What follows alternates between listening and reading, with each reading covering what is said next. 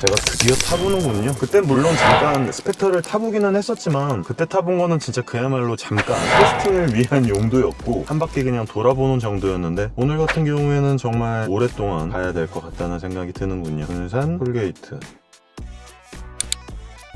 여기가 집 주변이기는 해서 거의 똑같은 킬로미터가 나올 거예요. 딱 200km가 나오고 있고요. 소리를 한번 들어보려면 일단 세팅을 다 끝내고 가야 될 것 같아서 라이브 비클을 제일 앞으로 세팅을 하고 시트 컴포트에서 당연히 시트 마사지 가능하고요. 나중에 시트 마사지 하면서 돌아다녀야겠다. 모바일 기기, 새 기기 연결. 야, 스펙터에 내 기기를 붙여보다니 영광이네요 진짜. 안드로이드 오토를 사용해야겠다. 안드로이드 오토를 사용을 하면은 바로 여기서 나오기 때문에 최근 목적지 나오고 디스플레이 밝기를 좀 밝게 해야 될 것 같아요. 디스플레이가 약간 어둡네요. 밝기도 최대 밝기가 되어 있는데 계기판, 컨트롤 디스플레이. 자, 출발해 보도록 하겠습니다. 크기가 어마무지해서 크기가 진짜 장난 아니군요. 와, 진짜 대박이다. 뭐 어떤 느낌으로 나가는지는 대충 알 것 같아서 무시무시하네요. 네, 안녕하십니까, 울트라비니군입니다. 오늘 리뷰할 차량은 롤스로이스의 스펙터입니다. 일단 이 차량에 대해서 지난번에 잠깐 말씀을 드렸으니까 차량에 대한 전체적인 첫 인상에 대해서도 한번 말씀을 드릴 거고요. 타고 돌아다니면서 느껴지는 여러 가지 부분들, 이 차량이 운전자에게 어떤 느낌을 주는가, 이런 것들에 대해서도 한번 제대로 말씀을 드릴 수 있는 시간을 가질 수 있어서 너무 영광이라고 생각을 합니다. 감사합니다. 롤스로이스 코리아. 다행히 송파 시그니엘 쪽, 롯데타워 쪽은 제가 그래도 슈퍼차저 덕분에 너무나 잘 아는 곳이라서 다행이라고 생각을 해요. 잠깐만, 물을 좀 사갖고 가야겠는데?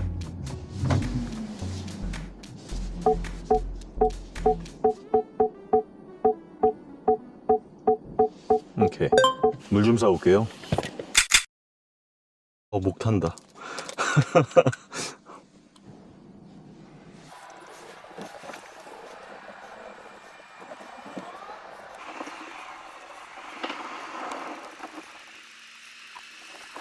자, 이렇게 제가 낮에 가는 장거리 챌린지는 굉장히 오랜만인 것 같습니다. 이유가 롤스로이스 차량을 워낙 고가의 차량이기도 하고 또 며칠을 빌려주는 데는 애로사항이 좀 있기 때문에 저라도 이거 못 빌려주겠습니다, 함부로.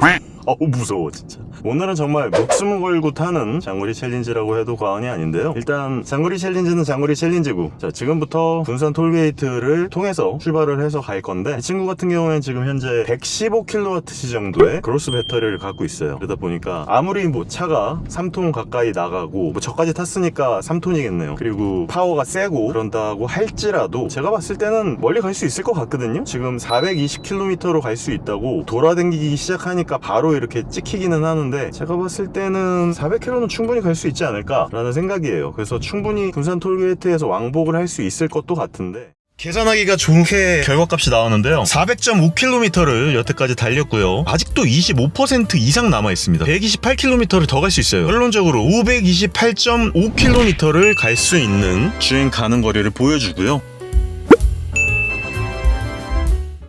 또 제가 궁금한 게 이 차량의 또 충전 속도 아니겠습니까? 타고 돌아다니면서 배터리가 어느 정도 남았을 때, 그러니까 갔다 와서 조금 무리해서 일부러 갈 거예요. 무리해서 갔다 왔을 때 차량이 몇 킬로미터를 진행을 할 수 있고, 거기에 따른 남은 배터리로 충전을 했을 때 몇 킬로와트 정도의 충전 속도를 받는지, 이런 부분들도 한번 확인을 해볼 거고요.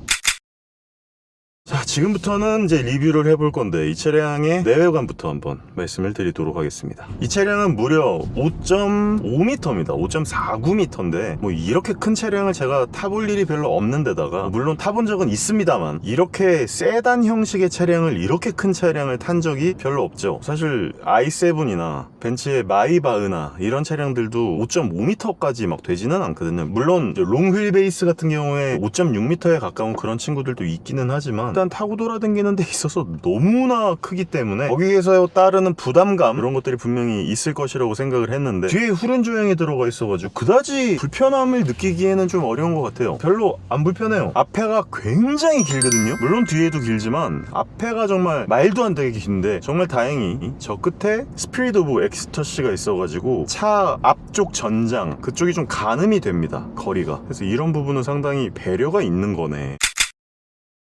롤스로이스 차량이 예전에 던 때도 느꼈었는데 저 환희의 여신상 자체가 있는 거가 차량에 있어서의 전장을 가늠할 수 있는 척도가 되어서 저는 개인적으로 되게 좋다는 생각이 듭니다. 좋네. 확실히 차량은 정말 뭐 말할 나위 없이 좋고요. 내외관 리뷰를 살짝 살펴보자면 이미 리뷰를 제가 하기는 했습니다. 혹시나 자세한 리뷰가 궁금하신 분들은 예전에 여기에다가 올려놓은 청담 롤스로이스에서 스펙터 리뷰한 거 있어요. 내외관 리뷰. 그때는 제가 이렇게 장거리 챌린저를 할 수 있을 것이라고 생각을 못했는데 너무나 감사하게도 이제는 리뷰까지 할 수 있게 되어서 정말 영광이라고 생각을 하고요.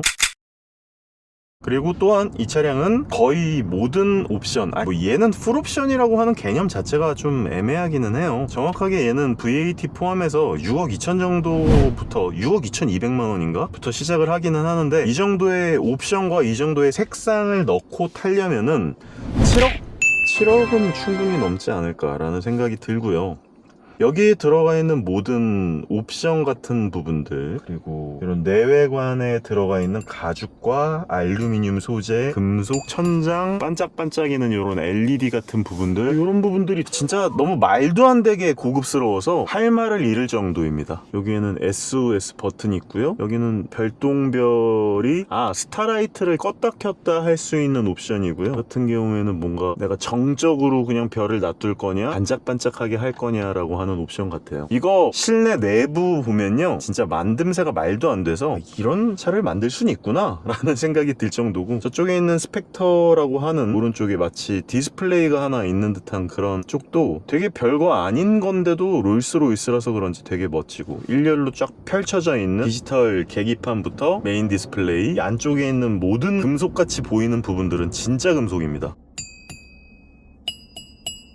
그렇기 때문에 완성도로 따졌을 때는 좀 말도 안 되는 정도의 승차감과 말도 안 되는 정도의 인테리어의 디자인 감각과 고급감을 선사해주고 있어요. 승차감에 대해서는 제가 조금 이따 말씀을 드릴 거니까 그 부분은 좀 이따 얘기하기로 하고, 차량을 타고 돌아다니는데 제가 그때는 조금 속도를 많이 내지는 못했거든요. 일반적인 도로라서 이 차량을 타고 50km 이상 타고 돌아다니는 게 조금 부담스러울 정도였는데, 자, 하나 둘 셋.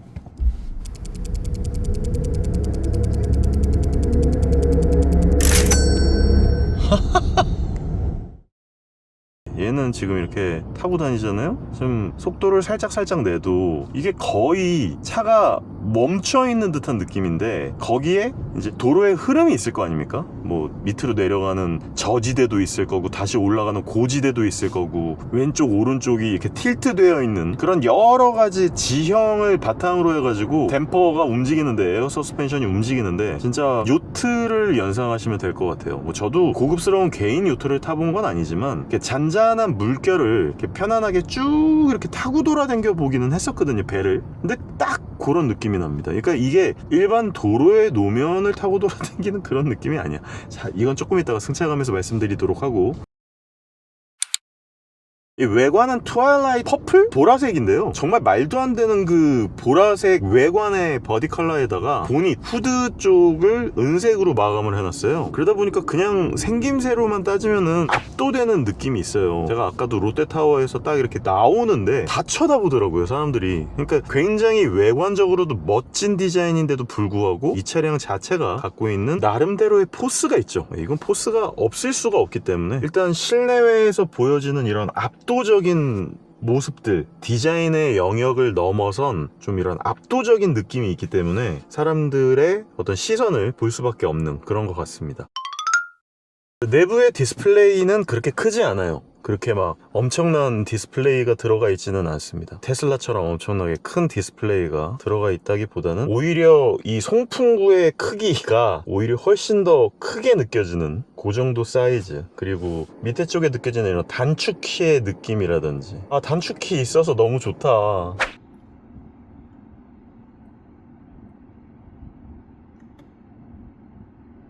이게 단축키가 있는 거랑 없는 거랑 되게 차이가 많이 나거든요. 단축키도 당연히 이렇게 터치로 들어가 있고요. 롤스로이스만의 토글형 다이얼도 너무 디자인이 멋지게 되어 있어서 진짜 완성도로 따졌을 때는 거의 말할 필요가 없을 정도인데, 너무 멋진데? 그리고 제가 지금 방금 너무 있다고 생각을 한 게 롤스로이스 사운드라는 게 있습니다. 그래서 얘가 달려나갈 때 되게 티를 내진 않아요. 근데 내가 뭔가 달려나가고 있다, 엑셀러레이터를 전개하고 있다라고 하는 이런 소리를 내주네요. 이것도 혹시 한스 짐모가 만들었나? 그거는 제가 잘 모르겠네요. 주행 안전성 컨트롤, 그러니까 DSC 있잖아요. 드라이브 스테빌리티 컨트롤 같은 것들도 다 들어가 있고, 운전자 어시스트가 들어가 있다고? 속도 제한 어시스트, 안전거리 제어 기능, 선호 안전거리는 중간으로 해놓을게요. 일부러 다른 차량들은 앞차와의 간격을 좀 붙일 수 있도록 만들어 놨는데, 그리고 차선 변경 어시스트도 들어가 있어요. 그래서 자동 차선 변경도 되고요. 롤스로이스 스펙터도 반자율 주행 보조장치 ADAS가 굉장히 잘 되는 것을 알 수 있는데요. 얘도 이렇게 터치 감응형 스티어링 휠이 적용되어 있고, 깜빡이를 켜잖아요. 그러면 제가 들어가는 게 아니에요. 자동 차선 변경이에요. 스티어링 휠의 피드백도 됩니다. 진동 세기를 약함으로 해놨는데 중간으로 일단 해놓을게요. 이거는 4번으로 단축키를 지정해놔야겠다. 시트 컴포트는 8번으로 지정을 해놓도록 하겠습니다. 왜냐하면 이따가 달리다가 안마를 받을 때 필요한 부분이 있으니까. 라이브 비클을 2번으로 설정을 해놓고 2번을 누르면 바로 전비를 볼 수 있게 이렇게 해놨고요. 진짜 안쪽에 들어가 있는 모든 부분들, 인테리어, 완성도, 진짜 할 말이 없어요. 할 말이. 모든 부분들의 완성도가 너무 높아서 사실 진짜 할 말이 없을 정도입니다. 안드로이드 오토도 지정해놔야겠다. 5번 정도로. 5번을 딱 누르면 안드로이드 오토가 바로 딱 켜지고요. 나 이게 너무 좋아. 사실 이게 예전 BMW들도 이런 단축키를 이렇게 물리적인 버튼으로 저장을 할 수 있었기 때문에 저는 개인적으로 이거 굉장히 좋아하거든요. 너무 좋아하거든요. 근데 이걸 갖다가 다 없애놓은 거는 사실 너무나 안타깝다고 생각을 하는데, 롤스로이스에서 오히려 전통을 중시하는 이런 부분들 덕분에 이게 아직도 살아있다라고 하는 게 되게 좋네요. 영광스럽네요. 그리고 당연히 깜빡이를 넣거나 이랬을 때 좌우측에 후방 추돌 감지 센서가 적용되어 있는 거 당연하고요. 브레이크, 브레이크 이 성능 보소. 브레이크 성능이 너무 좋은데, 인테리어는 이 정도로 말씀드리면 될 것 같아요. 익스테리어는 제 영상을 봐주시면 너무나 감사드리겠고, 재미있게 생각하는 부분은 이 스티어링 휠의 부분인데요. 되게 재미있는 건 스티어링 휠에 드라이브 어시스트 기능, 그러니까 ADAS 버튼이 포함되어 있다라고 하는 겁니다. 예전부터 밈으로서 따졌을 때 롤스로이스가 자율주행이 왜 필요해? 왜냐면 자율주행을 할 필요가 없는데 라는 게 밈이었는데요. 얘 같은 경우에는 그게 가능하다라고 하는 게 굉장히 재미있습니다. ADAS도 나중에 말씀을 드리도록 하겠습니다. 어쨌든 차량에 대해서 완성도가 높다라고 하는 건 말할 필요도 없고요. 여기에 들어가 있는, 운전하면서 여기를 잡을 수 있다라고 하는 것도 사실 어떻게 보면 상당히 좋습니다. 저는 이런 차량에 들어가 있는 모든 부분들을 삭제하는 거를 그다지 선호하지 않아요. 인테리어든 외관이든 필요한 부품 같은 부분들은 터치보다는 이런 외부적인 장식이든 버튼이든으로 살아있는 것을 훨씬 선호하기 때문에 최근 들어 차량의 추세 자체가 점점 많은 부분들을 없애는 추세라, 그런 거가 솔직히 제가 좋아하지 않는 부분으로 바뀌어가고 있는 추세이기 때문에, 지금같이 이런 전통적인 전기 차량들 있죠, 전통을 중시하는 롤스로이스나 혹은 나중에 벤틀리에서 또 나올 수도 있으니까 그런 전기 차량들의 가치가 오히려 저는 더 높다고 생각을 합니다. 조금 이따 주행감에 대해서 말씀을 드릴 때 그 부분에 대해서는 연속적으로 말씀을 드리도록 하겠습니다.